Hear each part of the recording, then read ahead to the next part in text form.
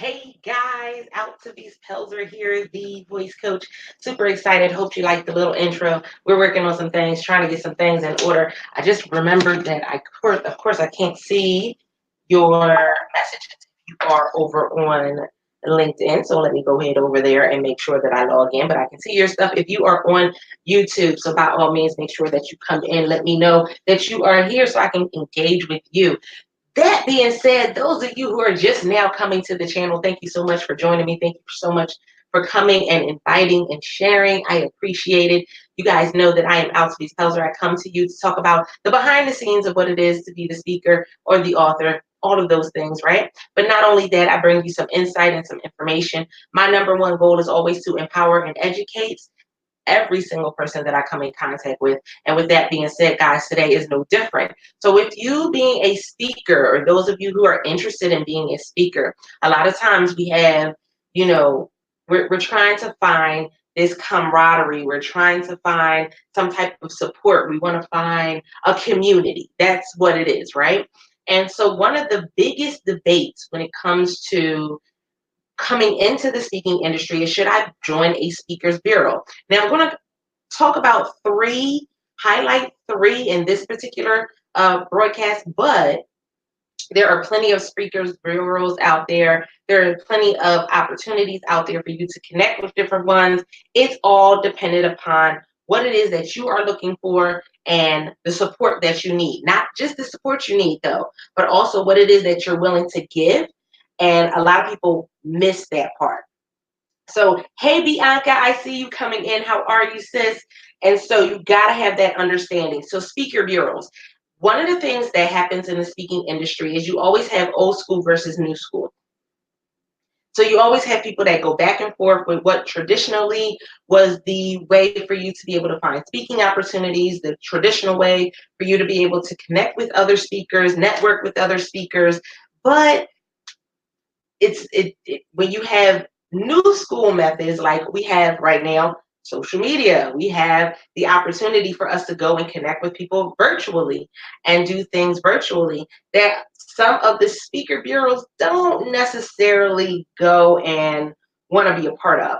But again, I am going to talk about a couple speakers bureaus that really stood out for me. One of them I am connected to, which is Black Speakers Network. Those of you that do not know, founded by Brian J. Olds. A shout out to BSN Network, that part. But you got to have the understanding of the most important thing is, what am I getting? Why am I getting into the Speakers Bureau? And I'm just going to be honest. Can we just have an honesty moment? A lot of people join speakers bureaus because they feel as though if I'm in a speakers bureau, then it validates who I am as a speaker. Now, granted, being in a speakers bureau does give you a level of respectability. It does. I mean, just listen to the speakers bureau. Just listen to it, right? It gives you a level of respectability because you are a part of something that is bigger. You are a part of something. If it is a well-known speakers bureau, you're a part of something that is well-known, that is making moves, that is, definitely going to elevate you. Here's the thing, is that some people get into speakers bureaus just looking for the fame, looking for the notoriety, but they're not really ready for the journey. And so their time within that speakers bureau is very short lived because they do not know how to leverage the speakers bureau. Now, some of you are going to say, well, why would I want to leverage a speakers bureau? I'm going to tell you why. Your speakers bureau is your opportunity for revenue. Your speakers bureau is your opportunity for networking, and your speakers bureau is your opportunity for you to go to another level. The issue comes in is when you are just a taker, and there's nothing that you give to the speakers bureau. One of the things that I love about Black Speakers Network is that Black Speakers Network, they come in and they give you training as a speaker. Some of these other speakers bureaus and networks, they do some things as well, and they give you a platform, but you have to understand, again, some work is going to be needed on your end. You can't come into this thinking that I'm just going to get all of the benefits and not do any of the work. I get it though. Sometimes it's a bit intimidating. Sometimes uh, we get into this comparison, and we have a mindset where we want to go and compare ourselves to the other speakers within the bureau. We want to compare ourselves to what they're doing. We may see them doing some phenomenal things within their business and brand, and we think that being a part of that speakers bureau is going to help us do the same thing, and that's not necessarily the case. So again, we start off with number one. What is it that I want to put in? What is it that I have to offer this speaker bureau? Now, for many of us, it can just be service. It could be, they do an event and you may serve in some capacity. They do an event and you help to put the event together. What is it that you can offer this speakers bureau? Now, when it comes to being able to offer a speaker bureau something, there are several different things that come with that. You can offer them your name, meaning that you are an influencer and that people are attracted to your name, meaning that they will buy tickets because of your name, they will buy merch because of your name, they will show up because of your name. So one of the things that you offer whenever you connect to a speakers bureau is your name. So if you're not someone who is social on social media, you're not someone who has connected with people, then your name does not necessarily bring people with it. It does not bring something or add something to the speakers bureau. So that may not be what you add. So again, how can you serve? In what capacity, when your level of expertise can you bring to this speakers bureau? Now, will this work for every speaker bureau? No, it will not. There are some that are bigger names. Like I told you guys, the three that we're going to be talking about today is Vaynerspeakers, which is Gary Vaynerchuk's speakers bureau, and Forbes Speakers. We all know who Forbes is. If you don't, I'm quite sure that you're on the wrong platform. And and Black Speakers Network, which is again an amazing speakers network. Shout out to Brian. That part. So we have to have this understanding. What am I offering them? If I can't offer them my name, then I can offer them some service. So what is it that you do within your business and brand that you could be able to teach, train, encourage? What is it that you have to offer? What's in your hand? This is where speakers who are just coming into the industry often find themselves really distracted and destroyed and frustrated because they feel as though coming into a speakers bureau that they should already have this level of notoriety, right?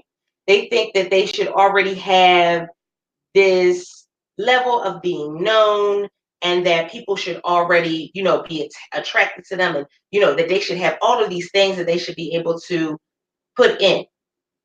That's not always the case. So again, we're going to talk about when it comes to actually being a part of a speakers bureau, what are the steps that you need to take before saying yes and investing money and time, because yes, there are financial investments that are necessary. So before you make that investment of money and time and energy, what are the things that you need to look at? So what is it that you have to offer? So no matter what your industry is, how can you be of service to that particular speakers bureau? Well, some of the simple things, sharing out their information online, sharing out their information to your email list. These are some of the basic things that anybody can do, no matter what your list size is, no matter how many followers you have online. That still sparks conversation. One of the biggest things that I teach my clients, that I actually just taught them in our Podcast for Success course, was that marketing is simply conversation. So if you take a graphic that they have and post it on your social media, that's starting a conversation. It's marketing, not just for you, but it's marketing for them as a speakers bureau.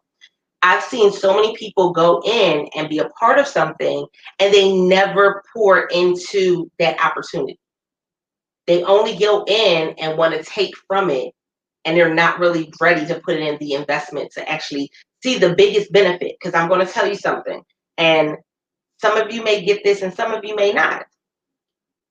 Service equates to success. They're equal.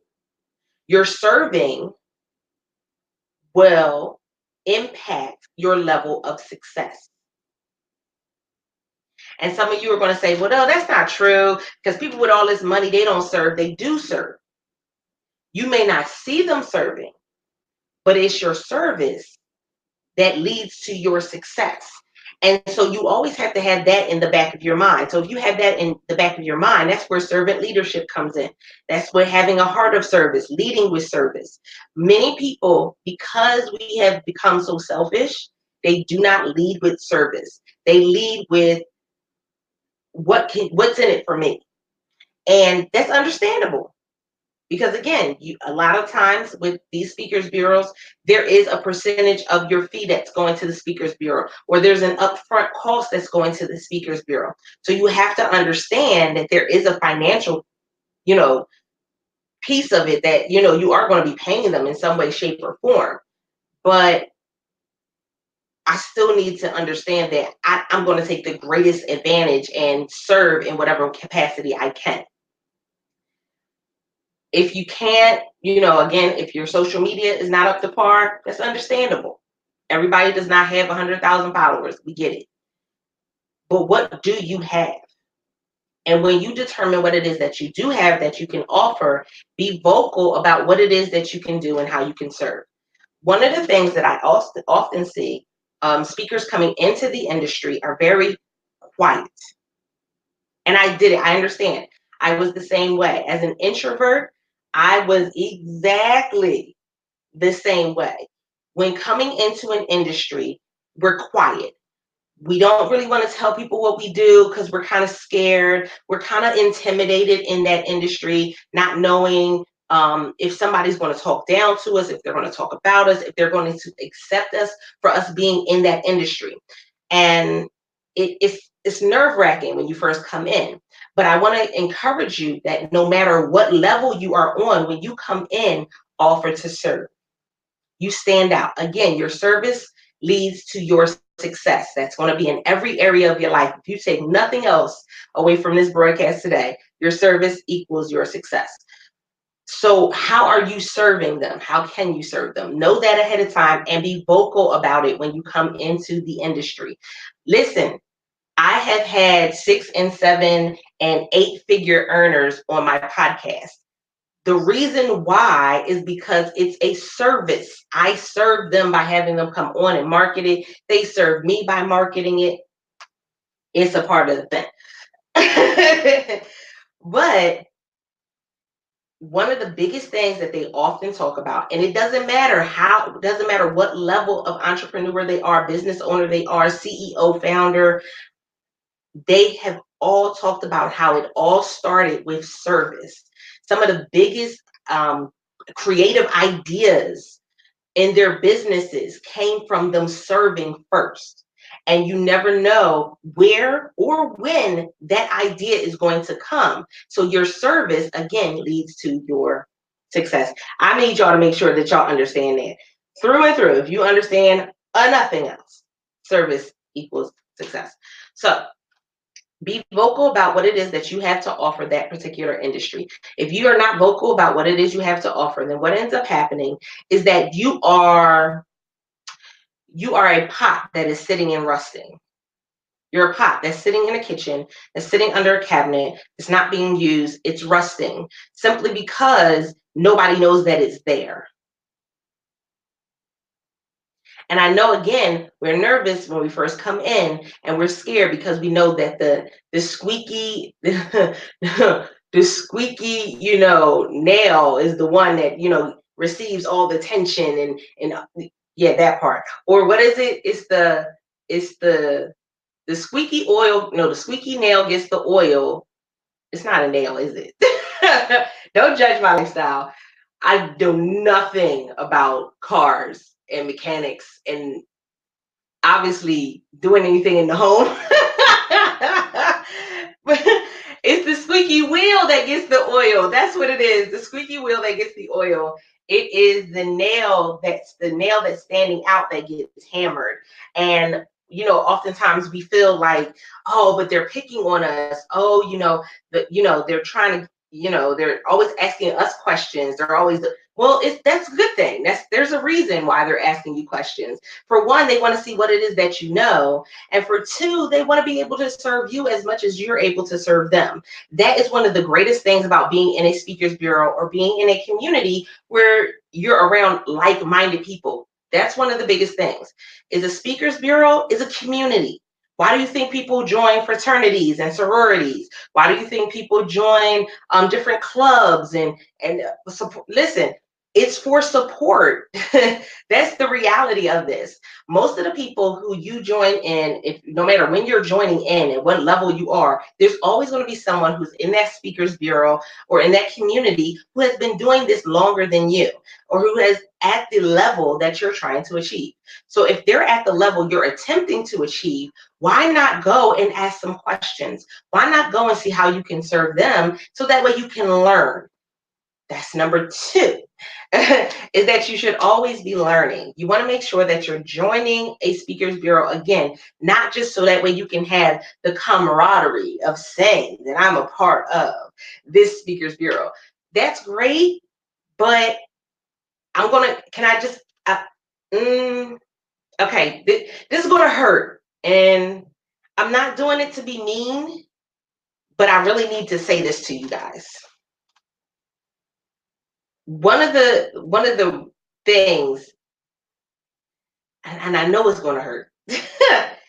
One of the things that I feel bad about, and I look at those who have created speakers bureaus and communities for speakers, is that people come into it and they have access to all of this information. They have access to all of these people, and when they leave, they are no different than what they were when they first got there. And I know that hurts. That's an ouch, because many of you can probably, it's along the same lines as buying a gym membership and never going to the gym. It's the same. Yeah, unfortunately, it really is the same thing.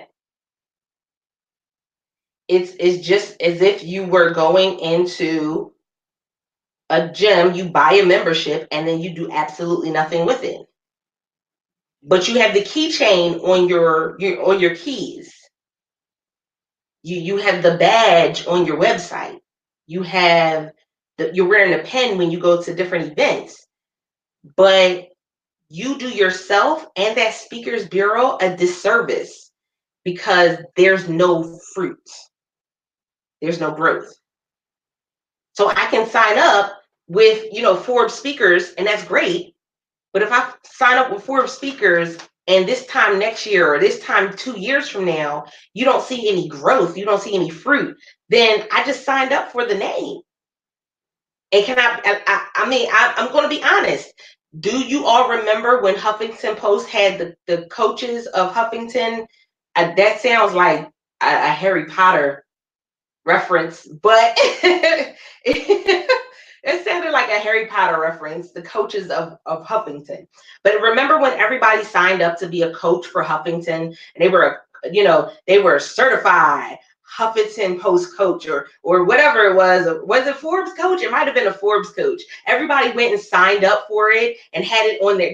Some people still have it on. It's not even around anymore. Some people still have it on their timeline. They still have it on their bio. They still have it on their social media. Everybody was excited about it, right? It was something to be able to say, oh my, I'm connected to this amazing platform. Look at me, look at me, look at me. But they didn't do anything with it.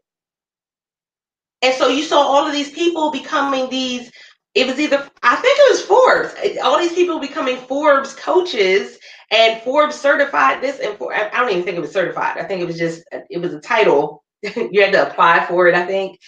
But everybody's becoming this Forbes coach, but you don't see them doing anything different.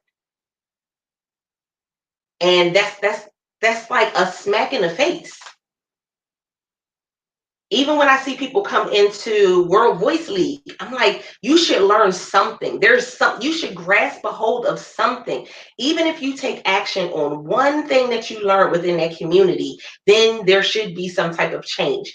But if you're going into the community and there is no change, there is no progress, there is nothing, then you did it just for show. And you wasted time, money, and energy just for a title. See, for some of you that may be okay. And again, I'm not being mean. I'm not poking at anybody in particular. No tea, no shade. But the reality is that's what's going on in the industry, in the speaking industry. That's what's going on. So we have these speaker bureaus. Okay, so we have Forbes Speakers, which is for business thought leaders, speakers that are business thought leaders. We have Vayner speakers. Vayner, first of all, if you attach to anything Gary Vee at this point, you know you better be you better show up ready to work. Like there's no ifs, ands, or buts about it. It's cute to be able to say you're part of Vaynerspeakers, but the reality comes in is that you better be ready to show up and do some work. Because the same way you see him hustle and grind, best believe he's going to be looking for you to hustle and grind. I know that um, Eric Thomas has his community of the one percenters.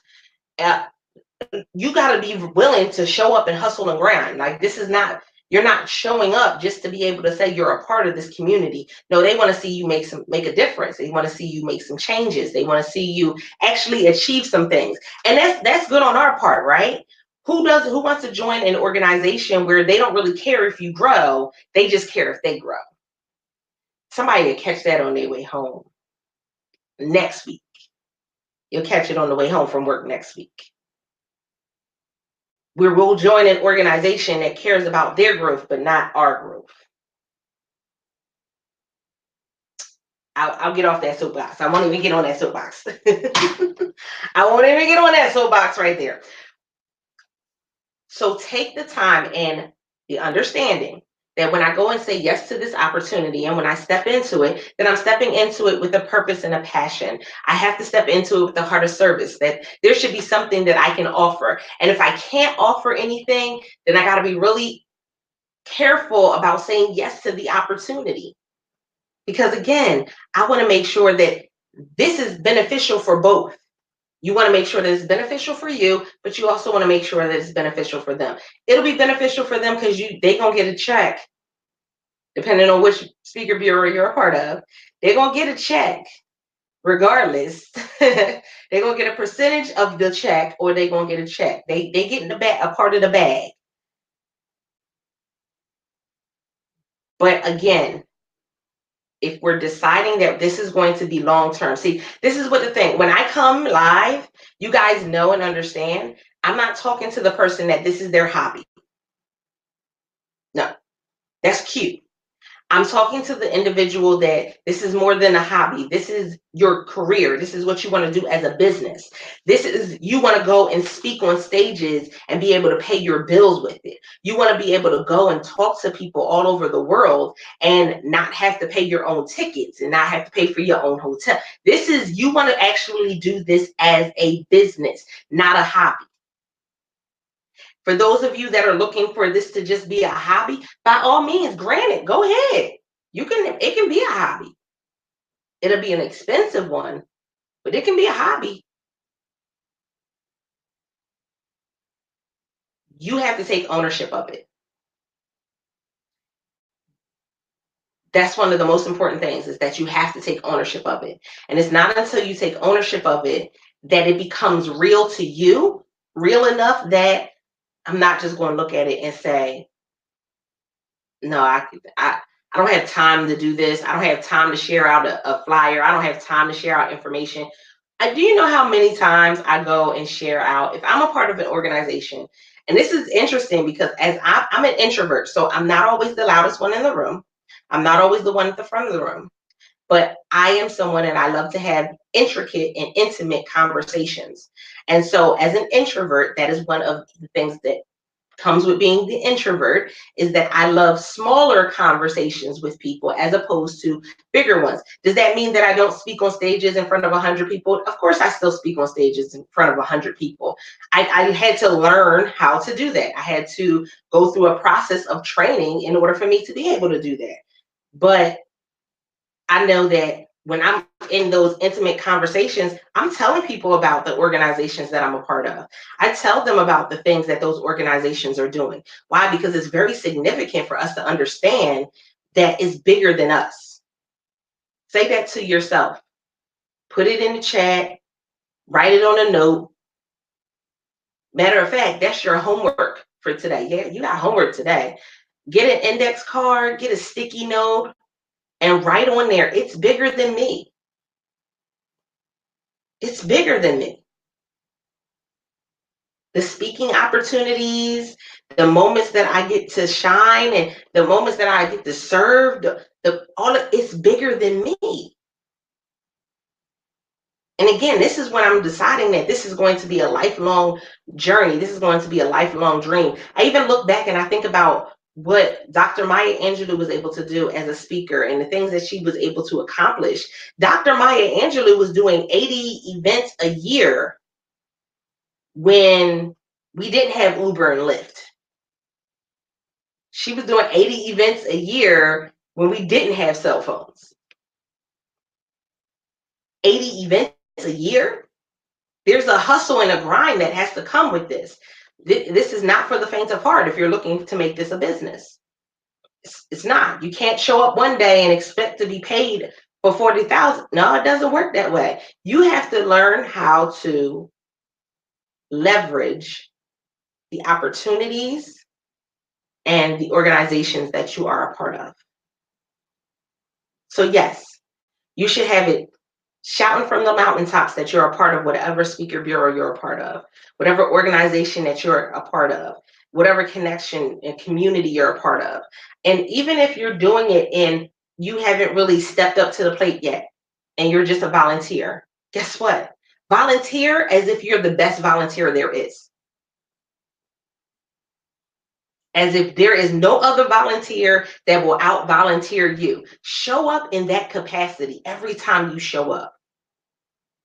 Every time you show up. And I guarantee it will lead to success. One of the things that I love last weekend, this past weekend, I'm trying to think what day it is. This past weekend, one of my little sisters was honored as a volunteer for Autism Delaware. And when I tell you, she talks about every event, every opportunity she gets to talk about, what she's able to do with Autism Delaware. Every time she's like, okay, we got an event coming up. She's looking for other volunteers. There's so many things she's doing for the organization. Does she get paid for it? No. Does she get something out of it? Yes, she gets a joy out of it. But guess what? She's going to have those conversations about what it is they're doing. And that was why she was recognized as Volunteer of the Month. They had a 50-50 raffle where they were out in the rain, you guys, in the rain. This is dedication. Out in the rain at Dover Downs, selling 50-50 raffle tickets. And she not only sold the most raffle tickets, but one of her raffle tickets was the winner. You got to have that tenacity. Even in your volunteering, even in your showing up. If they have trainings, show up for the trainings. If you can't show up for the trainings, go back and watch the trainings. They're setting them up for a reason. They want to see you succeed. They want to see you grow. I love Black Speakers Network. They have trainings just about, I think, every Sunday. Don't get me to lying. Just about every Sunday, they have a training. And that, again, it goes to show you whatever you have to offer, you can go and there's some way that you can serve in that capacity. And so members of the community have done trainings within the community. Why? Because we come from such a varying array of backgrounds. We talk about so many different topics. One of the things that is really great is that I'm a speaker. I can speak on domestic violence. I can speak on homelessness. I can speak on single parenthood. I can speak on, I can speak on podcasting, live streaming. There's a host of different things topics that I can cover. And so I can cover more than one topic simply because I know my industry. But there are some people that they only speak about real estate. Great. How can you bring that into there and do a training for speakers, especially right now I'm just gonna put this little bug in your ear. There is a gentleman in Philadelphia, and I cannot remember his name off the top of my head right now. um I almost want to say his name is Neo, but he's in Philadelphia and he teaches trainings, like he teaches on how to acquire a location, an event space, like to acquire it and then be able to rent it out. Well, as a speaker, don't you think that that's something that we could come together, or as a speakers bureau, that may be something that the speaker bureau may come together and do? You don't believe me? Guess what LinkedIn just did? Because you're on the LinkedIn, and that's one of the things you'll understand about me is I'm an information person. I do so much research, guys. Just stick with me.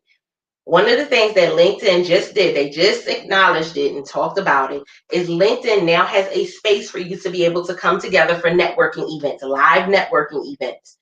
Well, guess what? Speakers bureaus could do the same thing. So if he was a part of the speakers bureau, he could come in and do a training, and some of the speakers may come together and open up their own event spaces in different locations. The, organizer of the speakers bureau may come and open up an organization. Why? I'm gonna tell you why at the end of this video. I'll give you a little insight to why LinkedIn just did that.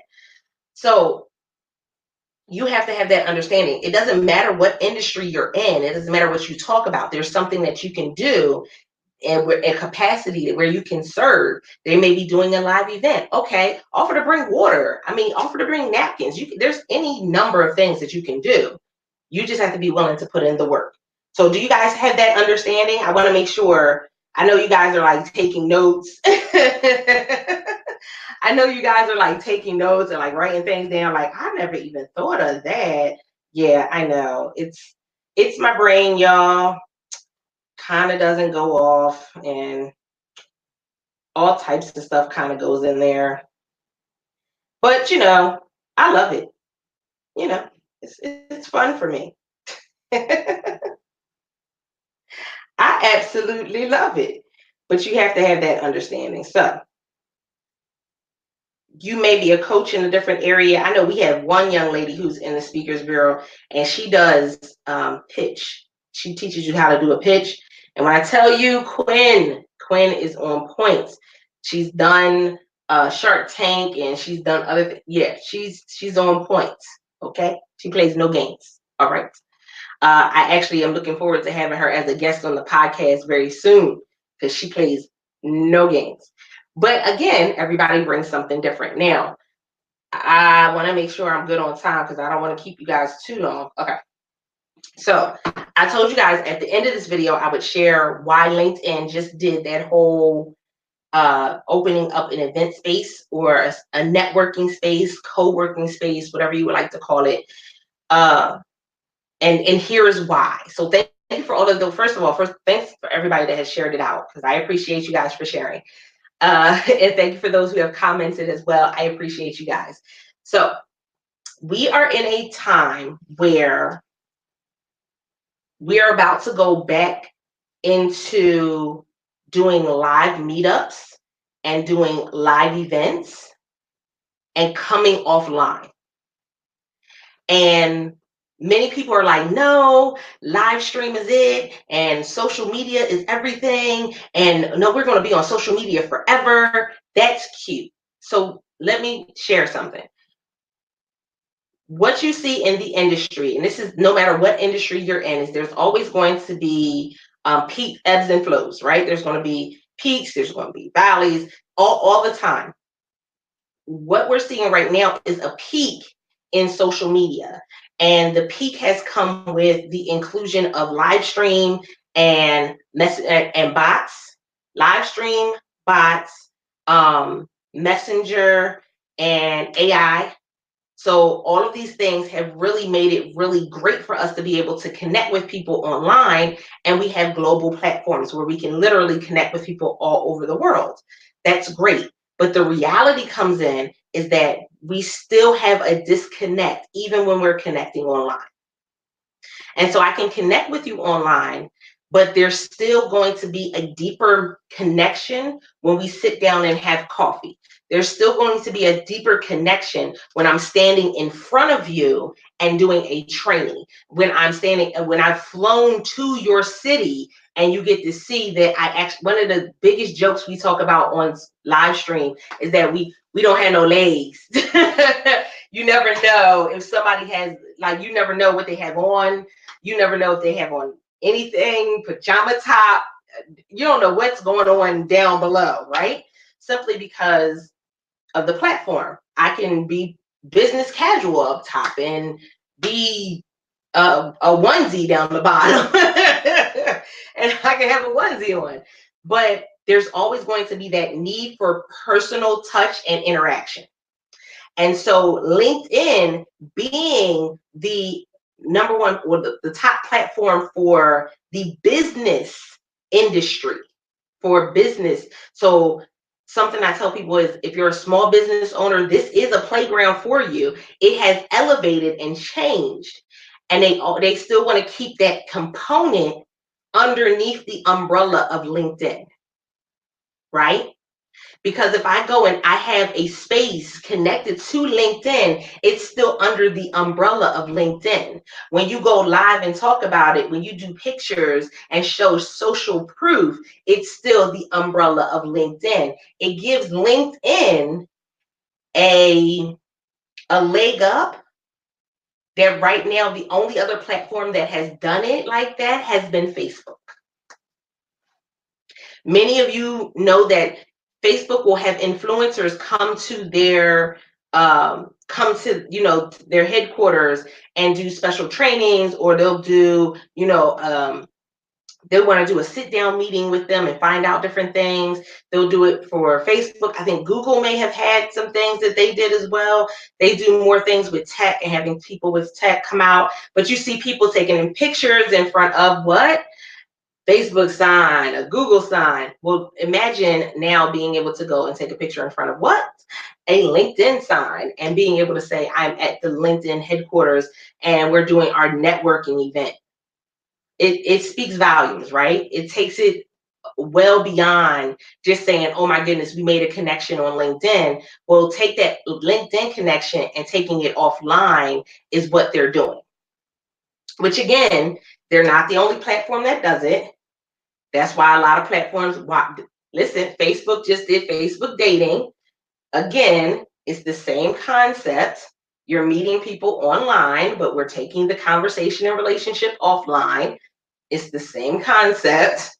And so that's why you're seeing that. So for those of you that have been saying, well, I don't know why they would open up a space right now. Is not right. Like, is that the best time? No, this is the perfect time for them to do it. The perfect time, because people are running back to doing local meetups and small business trainings. They're going back to those things. And this is the perfect platform in order to set that up. So that part is your bonus for today. Again, I'm always doing research. I'm always reading. I just finished, oh my goodness, Raising Your Game is the book I just finished. Hey, Mark, how are you? Raising Your Game is the book that I just finished. And then I just started a new one. I don't remember the name of the new one that I just started. I'm always reading. I'm always finding out more information. Look, I had to laugh today. I'll tell you the funny, and then I'll let you go. I promise I'll let you go after this.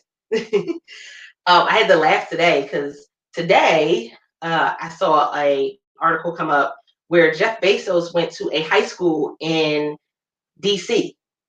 And when I say Jeff Bezos to you, everybody says Amazon, right? Because we're adults. This is so funny. It's funny, but I kind of feel bad, but it's funny. When we hear Jeff Bezos, we hear money, we hear business owner, entrepreneur, we hear, listen, mogul, icon. We hear so many different things, but we hear Amazon, Whole Foods, like so many different things, right? He goes to this high school and he walks in, and one of the students is like, who's that? The other student's like, just Jeff Bezos. He's like, who's Jeff Bezos? And he's like, um, the owner of Amazon. He was like, okay, and like that was his. It's not funny, but it's funny, y'all, because it just goes to show. Listen, you got to be relevant to the audience that you're in front of. Now, he was there for some stuff for tech, I think. So I'm sure once he started talking, he was possibly relevant. When he got there, he wasn't necessarily relevant. It's funny for me. I think I might even share it out on my timeline on LinkedIn, and I might even tag them. I'm not going to tag them, but it was funny. But it just goes to show, guys. You think that people who are in the limelight always have it together. You think that people that are in the limelight always got it. Listen, that they are making it happen, and that's not necessarily the case. Sometimes people don't know who they are. Exactly. Exactly. Come on. Like how you are sharing where networking is going. Yes. Meeting online, but taking that connection offline is definitely the way to go. I'm an introvert. Hi, my name is Altaviz. Hi, Altaviz. I'm an introvert and kind of weird, and I like brownies.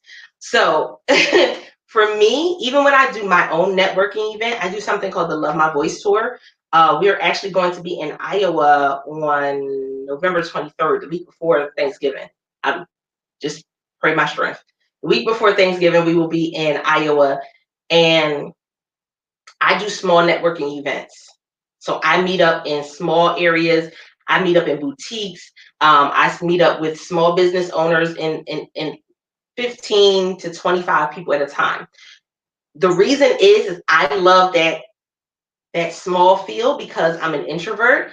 Again, I still speak on stages where there may be 100, 150 people, 110 people in the room, but I love that for the training piece. And networking, for those of you that have, if you just now followed my timeline or just connected with me, welcome. How you doing? Uh, Networking is more than business cards. Like business cards make me itch. I'm getting back to wanting to create some, to have some for some of the events that I'm doing, but business cards make me itch because people get so they want to throw business cards in your face. That's not how networking is working. So at this point, networking has definitely come offline. You can start the conversation online, but definitely want to take it offline because there's somebody that needs what it is that you have to offer. So with that being said, I appreciate you guys. Super excited. For those that do not know, hashtag World Voice League, come and join me over on the Facebook page or join me over in the Facebook community, Facebook group. We would love to have you in the conversation. This week and next week, we have survivors and thrivers, those who have overcome domestic violence and cancer. They are going live in the community and sharing their voice. I'm all about sharing your voice, having your voice heard in the world. With that being said, I appreciate you guys. I do. I appreciate you so much. And until next time, guys, don't forget to press it out. See ya.